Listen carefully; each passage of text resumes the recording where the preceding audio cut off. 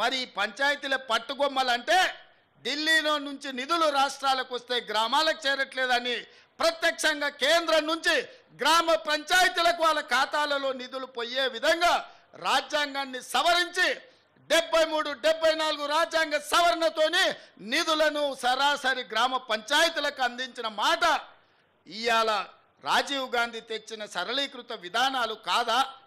అంతెందుకు మా మేయరమ్మ ఉన్నది గద్వాల విజయలక్ష్మి గారు, మహిళా రిజర్వేషన్ కింద ఈ నగర ప్రథమ పౌరురాలు ఉన్నది. మా శ్రీలత డిప్యూటీ మేయర్గా ఉన్నది. అక్కడ మా సోదరిమణులు కార్పొరేటర్లు ఉన్నారు అక్కడ చాలామంది. ఎట్లయినరు తల్లి మీరు అందరూ? మహిళా రిజర్వేషన్ లేకపోతే మా వాళ్ళు మీకు ఇచ్చటోళ్ళ? మీకు ఈ కుర్చీలు దక్కేవా? ఈ నగరానికి ప్రథమ పౌరురాలుగా గద్వాల విజయలక్ష్మి అయి ఉండేదా? ఆడబిడ్డలకు అధికారం ఉన్నప్పుడే ఇల్లుతో పాటు రాజ్యంలో కూడా మీకు వాటా ఉండాలి అని ఆడబిడ్డలకు మహిళా రిజర్వేషన్ను తీసుకొచ్చిన మహిళా పక్షపాతి రాజీవ్ గాంధీ. స్థానిక సంస్థలల్లో రాజీవ్ గాంధీ గారు తీసుకొచ్చిన మహిళా రిజర్వేషనే ఇవాళ ఈ ఆడబిడ్డలందరూ కూడా ఈడ కుర్చీలలో కూర్చొని రాజ్యాధికారంలో భాగస్వాములైనరు. ఆడబిడ్డలకు రాజ్యాధికారం ఇచ్చింది రాజీవ్ గాంధీ కాదా అని ఈ సన్నాసులకు నేను గుర్తు చేయదలుచుకున్నా. వాళ్ళకెందుకు గుర్తుంటుంది? 5 ఏళ్ళు ప్రభుత్వంలో ఒక మహిళకు మంత్రి కూడా ఇవ్వలేదు. ఆ సన్నాసులకు మహిళ ఆత్మగౌరవం ఎట్లా తెలుస్తుందని నేను ఈ సందర్భంగా చెప్పదలుచుకున్నా. అలాంటి రాజీవ్ గాంధీ ఈ దేశంలో సాంకేతిక విప్లవం వచ్చినప్పుడే, ఈ దేశానికి కంప్యూటర్ను పరిచయం చేసినప్పుడే ఈ దేశం బాగుపడుతుందని, ఈ దేశాన్ని 21వ శతాబ్దంలోకి నడిపించాలి అంటే కంప్యూటర్ యుగం రావాలి అని ఇవాళ మనం వాడుతున్న సెల్ ఫోన్లు కానీ కంప్యూటర్లు కానీ ఈ దేశానికి పరిచయం చేసింది రాజీవ్ గాంధీ గారు కాదా అని నేను అడుగుతున్నా. ఈరోజు శామ్ పిట్రోడా బతికే ఉన్నాడు. ఈ సాంకేతిక విప్లవం ప్రపంచంతో పోటీ పడే విధంగా ఇవాళ సిలికాన్ వ్యాలీని మనం నడిపిస్తున్నాము, అమెరికా ఆర్థిక వ్యవస్థను మనం శాసిస్తున్నాము అంటే సాంకేతిక విప్లవం ఈ దేశంలో తెచ్చింది రాజీవ్ గాంధీ. అందుకే ఈరోజు మనం ప్రపంచంతో పోటీ పడగలుగుతున్నాం.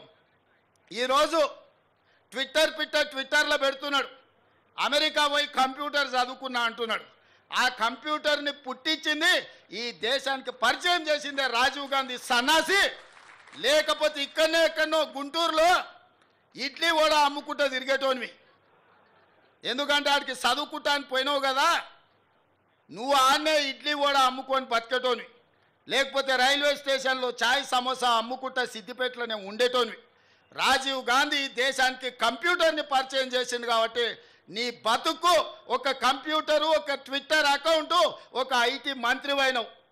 లేకపోతే ఐటీ శాఖనే ఉండేది కాదు. రాజీవ్ గాంధీ గారు ఐటీ రంగాన్ని ఈ దేశానికి పరిచయం చేసిండు కాబట్టి ఆ సన్నాసి ఐటీ శాఖకు మంత్రి అయిండు. లేకపోతే ఆ దిక్కుమాలలోని బాధనే మనకు ఉండేది కాదు. కాబట్టి ఇవాళ ఈ పరిస్థితుల్లో అలాంటి రాజీవ్ గాంధీ దేశ సమగ్రతను కాపాడడానికి ప్రాణ త్యాగం చేసి ఈ దేశాన్ని కాపాడిండు. అంత గొప్ప వ్యక్తి విగ్రహాన్ని ఈరోజు సచివాలయం ముందల ట్యాంక్ బండ్ మీద పెడితే రాజీవ్ గాంధీ విగ్రహం ఎందుకు పెడతారని అడుగుతారా? ఎంత బలుపు మాటలు కార్యకర్తలారా, ఒకసారి ఆలోచన చేయండి. అధికారం పోయినా మదము దిగలేదు. గాంధీ కుటుంబాన్ని కుటుంబ పాలన అంటున్నారు.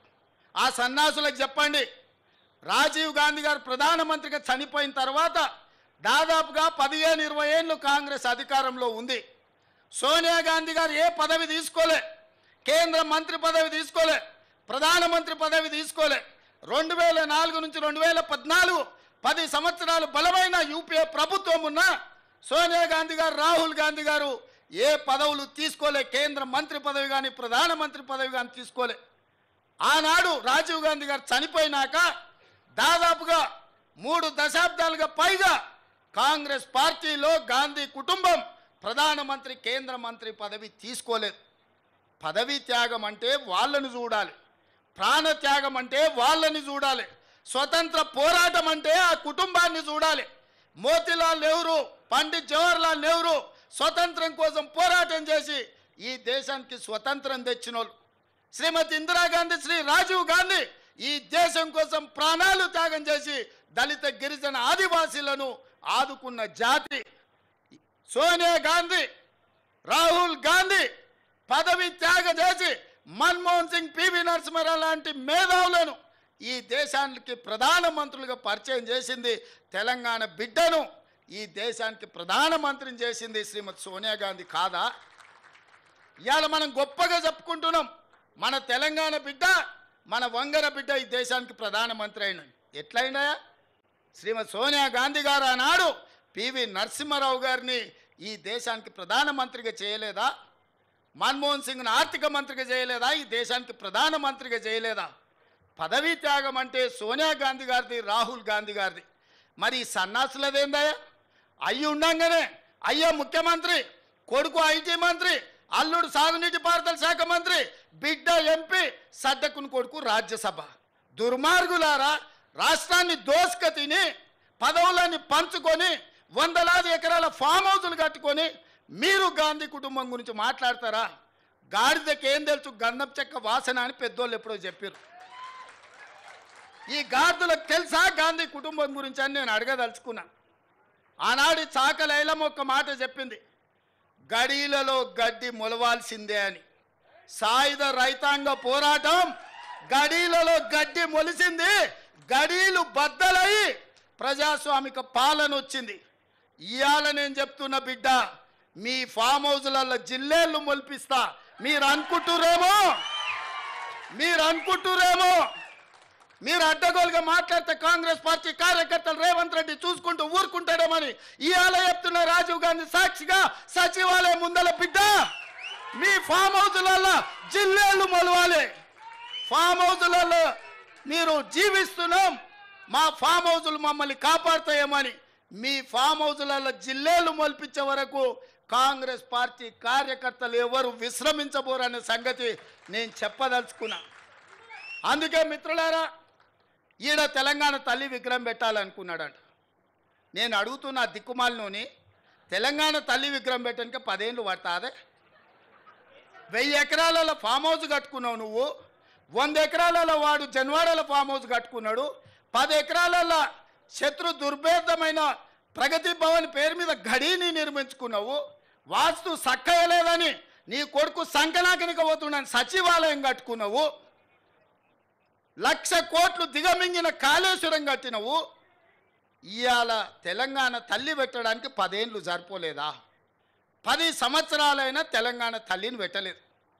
నేను ఇక్కడ రాజీవ్ గాంధీ గారి విగ్రహం అనగానే అయ్యో అయ్యో అని గుండెలు బాదుకొని అక్కడ తెలంగాణ తల్లి విగ్రహం పెట్టాలనుకున్నాడంట. 10 ఏళ్ళు ఏ గాడిద పండ్లు తోవినామని నేను అడుగుతున్నా. ఇక్కడ తెలంగాణ తల్లి విగ్రహం మేము పెట్టొద్దన్నమా? ఆ సన్నాసి సొంత విగ్రహం పెట్టుకుందామని ఇది రిజర్వ్ చేసి పెట్టుకున్నాడు. ఆ సన్నాసికి ఆ పక్కన బుద్ధుడు, ఈ పక్కన బుద్ధిలో పెట్టుకోవాలని వాళ్ళ ఆలోచన. అట్లాంటి సన్నాసుల కోసం అమరవీరుల స్తూపం ఒక పక్కన, గౌతమ బుద్ధుడు ఇంకొక పక్కన, పివి నరసింహారావు గారు ఆ పక్కన, ఆ పక్కనే శ్రీమతి ఇందిరాగాంధీ గారు రాష్ట్రానికి పరిపాలన అందించే గుండెకాయ లాంటి ఇక్కడ దేశం కోసం ప్రాణాలు అర్పించిన రాజీవ్ గాంధీ గారి విగ్రహం సముచితం కాదా? మీరు ఒక్కసారి ఆలోచన చేయండి మిత్రులారా. తెలంగాణ వాదులందరూ నేను అడుగుతున్నా, ఈ జగన్ రాజీవ్ గాంధీ విగ్రహానికి అర్హత లేదా? ఆంధ్రప్రదేశ్లో పార్టీ సర్వం కోల్పోయి, తెలంగాణలో కేంద్రంలో అధికారాన్ని కోల్పోయి, తెలంగాణ రాష్ట్రాన్ని ఇచ్చిన మాట మీద సోనియా గాంధీ గారు నిలబడి తెలంగాణ రాష్ట్రాన్ని ఇస్తే ఆ కుటుంబాన్ని గౌరవించాల్సింది పోయి, ఆ గాడిదలే ఇక్కడ రాజీవ్ గాంధీ విగ్రహాన్ని పెట్టాల్సింది పోయి ఇవాళ మనం పెట్టిన విగ్రహాన్ని అవహేళన చేసి తొలగిస్తామంటారు. ఎవర్రా తొలగించేటోడు? ఒక్కడు రాండి, ఎప్పుడు వస్తారో తారీఖు చెప్పండి బిడ్డ. రాజీవ్ గాంధీ విగ్రహం తీస్తారంట, ఎవడొస్తాడో నేను చూస్తా. అందుకే 10 ఏళ్ళు సన్నాసి నువ్వు తెలంగాణ విగ్రహం పెట్టలేదు, సోయిలేను నువ్వు. కాబట్టే తెలంగాణ విగ్రహం సచివాలయం వెలుపల కాదు, రాష్ట్రానికి పరిపాలన అందించే గుండెకాయే, ఆ గుండెకాయ గుండెల్లో ఉండాలని అక్కడ తెలంగాణ తల్లి విగ్రహం డిసెంబర్ 9 నాడు సచివాలయం లోపల పెట్టే బాధ్యత, జిమ్మెదారి నాది. తెలంగాణ ఇచ్చింది మేము, తెలంగాణను కాపాడేది మేము, తెలంగాణ తల్లి విగ్రహాన్ని నెలకొల్పేది మేము. డిసెంబర్ 9 నాడు పెట్టి చూపిస్తాం. డిసెంబర్ 9, 2009 చిదంబరం గారు తెలంగాణ రాష్ట్ర ప్రకటన చేశాడు. 60 సంవత్సరాల ఆకాంక్ష, వందలాది మంది బిడ్డల ప్రాణ త్యాగాలు డిసెంబర్ 9, 2009 నాడు శాశ్వతంగా ఒక పరిష్కారాన్ని చూపించింది. ఇదే కాదు, తెలంగాణ 4 కోట్ల ప్రజలకు తల్లి అయి తెలంగాణ ప్రజల యొక్క గుండె కోత, తల్లుల కడుపు కోతను దృష్టిలో పెట్టుకొని ఒక తల్లిగా ఆలోచన చేసిన గొప్ప నేత, పరిణిత కలిగిన నాయకురాలు సోనియా గాంధీ గారి జన్మదినం డిసెంబర్ 9. అందుకే తెలంగాణ తల్లి విగ్రహ ప్రారంభోత్సవం డిసెంబర్ 9 నాడు లక్షలాది తెలంగాణ బిడ్డల సమక్షంలో ఇక్కడనే మేము ప్రారంభిస్తాం. మా R&B శాఖ వెంకటరెడ్డి గారికి నేను ఆదేశాలు ఇస్తున్నా, డిసెంబర్ 9 లోపల అద్భుతమైన వీరనారి తెలంగాణ తల్లి విగ్రహం అక్కడ ఉండాలి. ప్రపంచమంతా అబ్బురపడే విధంగా ఆ కార్యక్రమాన్ని చెయ్యాలి. ఇది మా ప్రతిన రాజీవ్ గాంధీ సాక్షిగా, సోనియా గాంధీ వారసులుగా తెలంగాణ ప్రజలకు మేము మాటిస్తున్నాం. మిత్రులారా, ఇవాళ 10 ఏళ్ళు ఇక్కడనే కొండా లక్ష్మణ్ బాపూజీ ఇల్లు ఇచ్చాడు కేసీఆర్కు పార్టీ పెట్టుకోనికి. అది కూలిపోతే నిలవ నీడ లేకుంటే నీకు ఆశ్రయం ఇచ్చిన కొండా లక్ష్మణ్ బాపూజీ చచ్చిపోతే కనీసం ఆఖరి చూపులకు కూడా నువ్వు పోలేదు. ఇంతకంటే దుర్మార్గుడు, నీచుడు భూమి మీద ఎవడన్నా ఉంటాడా? అట్లాంటి కొండా లక్ష్మణ్ బాపూజీ పేరు Indian institute of handloom and టెక్స్టైల్స్కి ఈరోజు ఆ ఇన్స్టిట్యూట్కి కొండా లక్ష్మణ్ బాపూజీ పేరు పెట్టినాం. కింగ్ కోటిలో మహిళా యూనివర్సిటీ వీరనారి చాకలి ఐలమ్మ ఏ తల్లి అయితే గడిలలో గడ్డి మొలవాలని మాకు స్ఫూర్తినిచ్చిందో వీరనారి చాకలి ఐలమ్మ పేరు ఆ మహిళా యూనివర్సిటీకి ఇవాళ పేరు పెట్టుకున్నాం. ఇదే కాదు, ఆనాడు పాత్రికేయ రంగంలో రాణించి సాయుధ రైతాంగ పోరాటాన్ని ముందుకు నడిపిన సురవరం ప్రతాప్ రెడ్డి గారి పేరు తెలుగు యూనివర్సిటీకి ఈరోజు మనం పెట్టుకుంటున్నాం. 10 ఏళ్ళు వీటికి పెద్దల పేర్లు, గొప్ప వ్యక్తుల యొక్క నామకరణం చేస్తే ఎవరన్నా వద్దన్నారా? అన్నిటికీ నువ్వు, నీ కుటుంబం నువ్వే దోసుకోవాలి, నువ్వే దాచుకోవాలి, తెలంగాణను మొత్తం దిగమింగాలన్న ఆలోచన ఇవాళ కుటుంబానికి పట్టింది. వాళ్ళు ఊహించలే కాంగ్రెస్ పార్టీ కార్యకర్తలు బండకేసి కొడతారని. ఇవాళ ఇంకా షాక్లో నుంచి తేలుకోలే.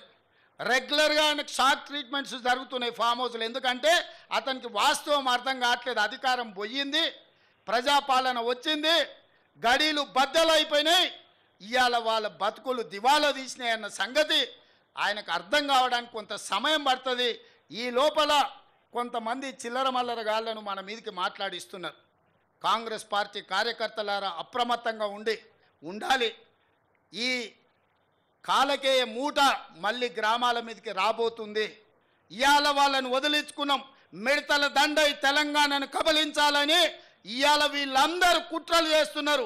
ఈ మిడతల దండును పొలిమేరలు దాటే వరకు తరమాల్చిన బాధ్యత మీది, నాది. మనందరం కలిసికట్టుగా ఉంటే ఈ మిడతల దండును పొలిమేరలు దాటే వరకు తరిమే బాధ్యత తీసుకుందాం. డిసెంబర్ 9 నాడు తెలంగాణ తల్లి విగ్రహాన్ని ఆవిష్కరించుకుందామని చెప్పి మీకు అందరికీ తెలియజేస్తూ మీ అందరి దగ్గర సెలవు తీసుకుంటున్న ధన్యవాదాలు మిత్రులారా.